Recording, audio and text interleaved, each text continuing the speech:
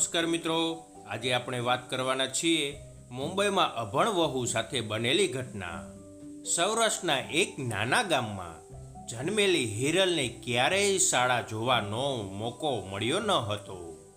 બાળપણથી જ તે ગાય ભેંસ ચરાવતી, રસોડામાં માતાને મદદ કરતી અને સાંજ પડે એટલે ચૂલામાં રોટલા શેકતી. અક્ષર ઓળખતી નહીં, અંક ગણતી નહીં, પણ જીવનના પાઠ તેનામાં રક્તમાં મિશ્રિત હતા. કોઈ વસ્તુ એક વખત સાંભળે એટલે તેને યાદ રહી જતું. વડીલોની વાતો, મસાલાની માત્રા, લોકોના સ્વભાવ બધું તે ચૂપચાપ સમજી લેતી. એના લગ્ન મુંબઈમાં નોકરી કરતા રાકેશ સાથે થયા. રાકેશ માટે આ લગ્ન એક સમજૂતી હતી, જ્યારે હિરલ માટે આ આખું જીવન. લગ્ન પછી પહેલી વખત જ્યારે મુંબઈની લોકલ ટ્રેનનો અવાજ તેણે સાંભળ્યો ત્યારે તેનું હૃદય ધડકી ઉઠ્યું. ઊંચી ઇમારતો, ઝડપથી દોડતી જિંદગીઓ અને ચહેરા પર કાયમી ઉતાવળ. આ શહેર માટે હિરલ અજાણી હતી. રાકેશ શરૂઆતથી જ હિરલને નબળી ગણતો. તું કંઈ જાણતી નથી, અભણ ગામડાની ડોબા જેવી છે. એના શબ્દો દિવસમાં એક વખત નહીં પરંતુ ઘણી વખત હિરલના કાનમાં ઉતરતા. હિરલ કંઈ બોલતી નહીં, માત્ર આંખો ભીની થઈ જતી, પણ અવાજ ગળામાં જ અટકી જતો. ઘરમાં ટીવી ચાલુ હોય, મોબાઈલમાં સમાચાર ચાલતા હોય. રાકેશ ઓફિસમાંથી થાકીને આવે અને પછી ગુસ્સો ઉતારવાનો સૌથી સરળ રસ્તો. હિરલ રસોઈ પણ ઢંગથી નથી આવડતી, જ્યારે હકીકત એ હતી કે આખી ઇમારતમાં હિરલના રસોઈના વખાણ થતા. પરંતુ અભણ હોવાનો ઠપકો એટલો ભારે હતો કે હિરલને પોતાનું જ અસ્તિત્વ બોજ લાગતું. ગામડાની માટીમાંથી નીકળેલી આ વહુ માટે મુંબઈ થપ્પડ જેવી લાગતી હતી. રાકેશનું જીવન તણાવમાં ડૂબેલું હતું. સોફ્ટવેર કંપનીમાં કામ, ટાર્ગેટ, બોસની ગાળ અને ઘર લોન એ બધાનો ભાર. જ્યારે સહનશક્તિ બહાર જતો ત્યારે તે ઘર પહોંચીને ફાટતો. આ ઘર તું સંભાળી નથી શકતી. મને એવી પત્ની મળી છે જેને બે વાક્ય પણ વાંચતા નથી આવડતા. મારા મિત્રોની પત્નીઓ અંગ્રેજી બોલે છે ને તું દરેક શબ્દ હિરલના હૃદય પર ઘા મારતો. તે જવાબ આપી શકતી નહોતી, કારણ કે તેને લાગતું હતું કદાચ એ સાચું જ કહી રહ્યો છે. એક દિવસ રાકેશે ગુસ્સામાં કારની ચાવી ફેંકી અને કહ્યું, કારમાં બેસ, મને તારો ચહેરો પણ જોવો નથી ગમતો. એ દિવસ હિરલ માટે ડરાવનો હતો.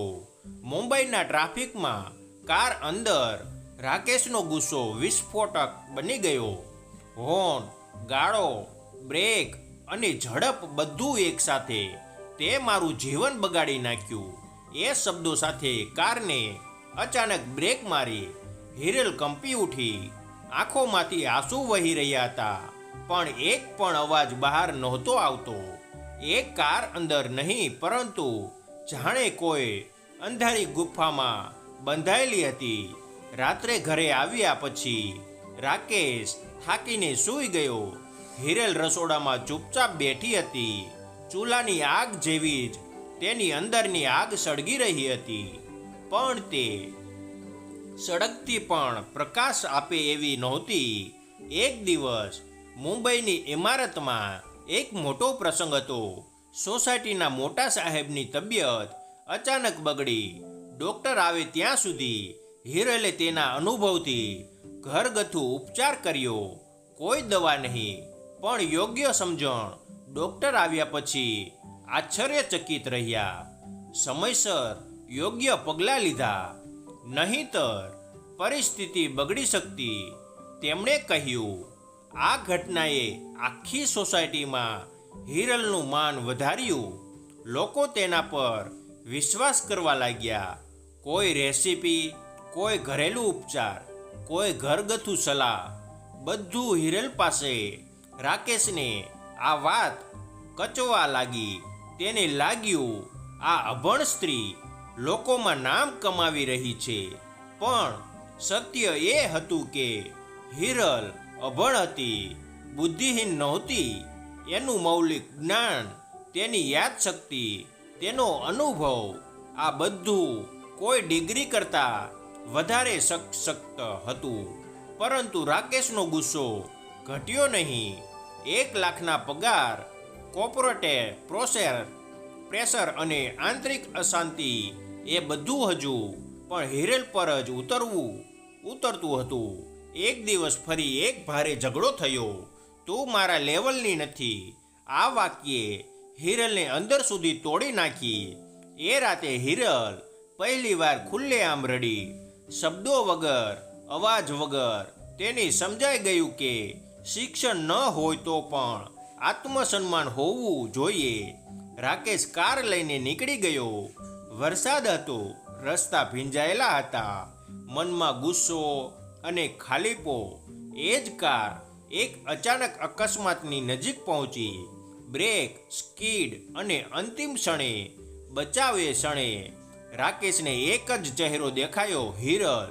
જે સ્ત્રીને તે ડોબી કહેતો હતો, એ જ સ્ત્રી દરરોજ શાંતિથી ઘર સંભાળતી. ઘરે પાછા આવીને તેણે પહેલીવાર માફી માગી નહીં, પણ અવાજમાં નરમાઈ હતી. હિરલે કંઈ કહ્યું નહીં.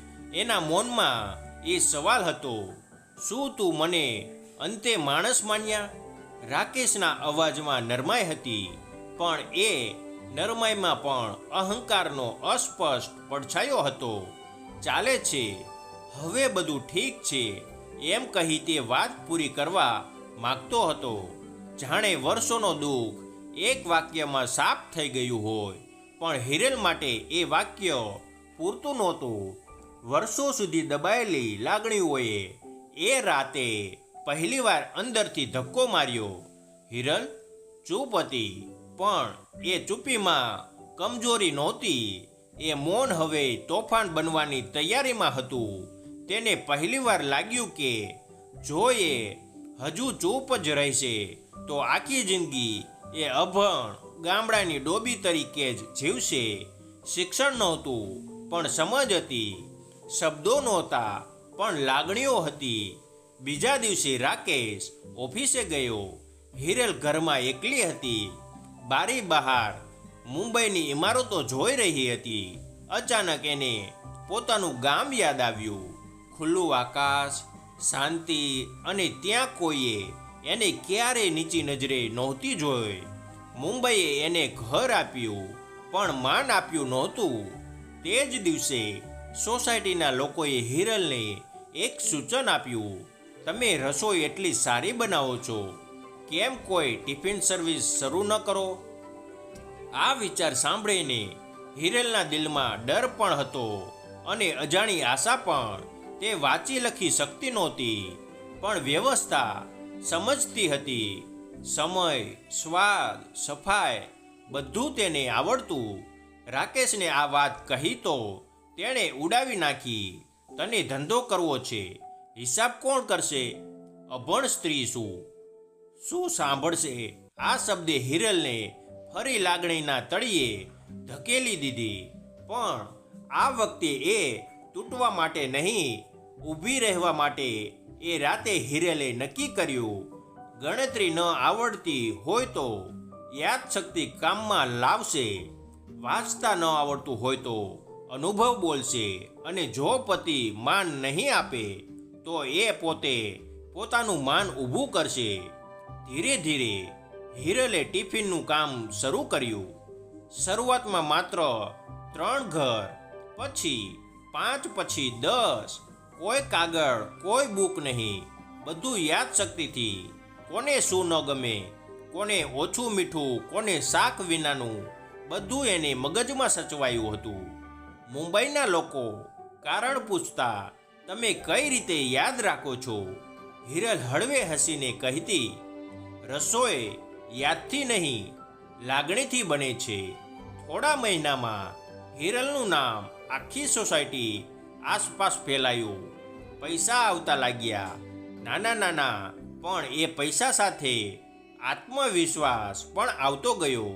હવે તે રાકેશની દરેક વાતથી તૂટતી નહોતી. એ સાંભળતી અને ચૂપ રહીને પોતાનું કામ કરતી. એક દિવસ રાકેશને ઓફિસમાંથી નોકરી ગુમાવવાની નોટિસ મળી. જે પગાર, જે અહંકાર પર તે ઊભો હતો એ બધું એક જ ઝટકામાં હલકી પડી ગયું. એ રાતે એ તૂટી ગયો.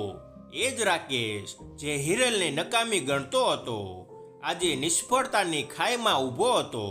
એણે હિરલ સામે બેઠા બેઠા કહ્યું, હું ખોટો હતો, તું અભણ છે, પણ હું તો અંદરથી ખાલી નીકળ્યો.